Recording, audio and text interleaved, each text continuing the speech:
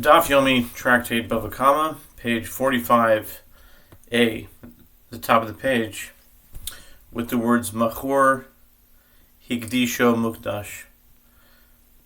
It is considered legally sold and belongs to the purchaser for all purposes. Similarly, if he consecrated it, it is halachically consecrated, and all the halachot of consecrated property apply to it. If he slaughtered it, one is permitted to eat its meat. If a bailee charged with safeguarding it returned it to its owner's house, before the verdict it is considered to be returned, and the owner has no further claim against the bailee. By contrast, once its verdict has been issued, if the owner sells it, it is not considered sold, since the ox is no longer his. Similarly, if he consecrates it, it is not considered consecrated. If he slaughters it, its meat is forbidden. If a bailee returns it to its owner's house, it is not consecrated. It is not considered to have been returned, since the ox is considered to have been killed. Rabbi Yaakov says even once its verdict has been issued, if the bailee returns it to its owner, it is considered to have been returned. The Gemara suggests, let us say that they disagree about this. The rabbis hold that with regard to items from which it is prohibited to derive benefit, one does not say that which is yours is before you, and no compensation is required. Once the deposited item was rendered forbidden, the bailee cannot return it as is to its owner, claiming that since it has not been physically damaged, he has fulfilled his obligation to return it, and therefore the owner has no further claims against him. And Rabbi Yaakov holds that one does say, with regard to items from which it is prohibited to derive benefit, that which is yours is before you. Rabbah said clearly, according to everyone, one says with regard to items from which it is prohibited to derive benefit, that which is yours is before you, as if this was the subject of disagreement, let them dispute this matter with regard to leavened bread on Passover, which is a more common case of an item from which it is prohibited to derive benefit.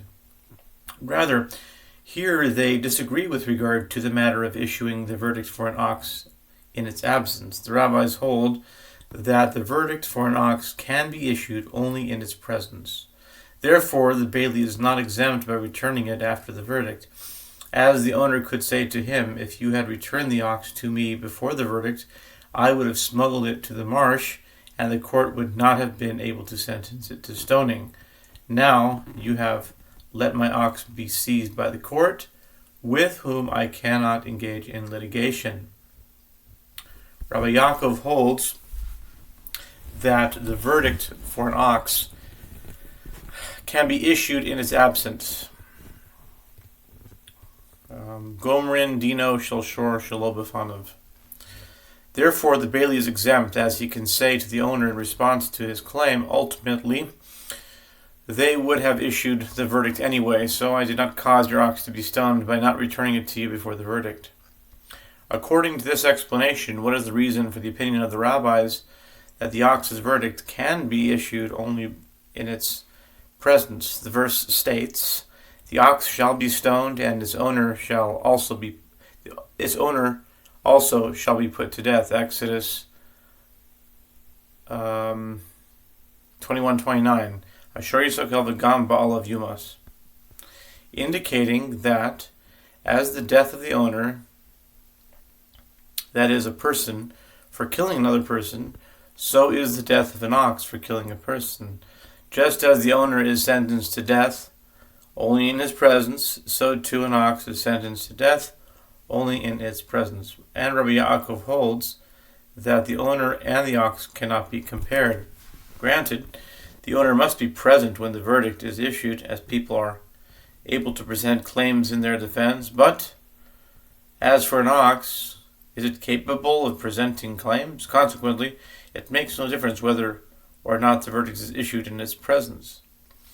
The Mishnah teaches if the ox's owner conveyed it to an unpaid bailee or to a borrower or to a paid bailee or to a renter, they enter into the responsibilities and liabilities in place of the owner. The sages taught there are 4 people who enter into the responsibilities and liabilities in place of the owner, and they are an unpaid bailee, which is a shomer chinam, a borrower, and a paid bailee, and a renter. Shomer chinam, a shoel, a nosei sachar, and a socher. If the oxen killed people while in the possession of one of these people, if the oxen were innocuous, and at the time that they killed, they are killed, and the bailies are exempt from paying ransom. And if they were forewarned, they are killed, and the bailies pay ransom. And regardless if they were innocuous or forewarned, the bailies are liable to return the value of the ox to its owner, with the exception of an unpaid bailee. The sages said, what are the circumstances in which the bailies are liable, with the exception of an unpaid bailee? If he safeguarded the ox appropriately, but the ox killed a person anyway, all of the other bailies should also be exempt from reimbursing the owner for the ox, and not just an unpaid bailee, as they did everything that was required of them. And if he did not safeguard it properly, even the unpaid bailee should be liable, as he was also required to safeguard it. The sages said in response, here we are dealing with a case where the bailee provided reduced safeguarding and did not provide superior safeguarding. In this case, the unpaid bailee has fulfilled his safeguarding duties, since he does not receive anything in exchange for this level of safeguarding is sufficient. Since he does not receive anything in exchange, this level of safeguarding is sufficient. Those other bailies, who have greater responsibility, have not fulfilled their required level of safeguarding. The sages said in clarification of the Braita, in accordance with whose opinion is this Braita? If it is in accordance with the opinion of Rabbi Meir, and Meir is Gematria 45, in English Gematria, and we're on Daf 45.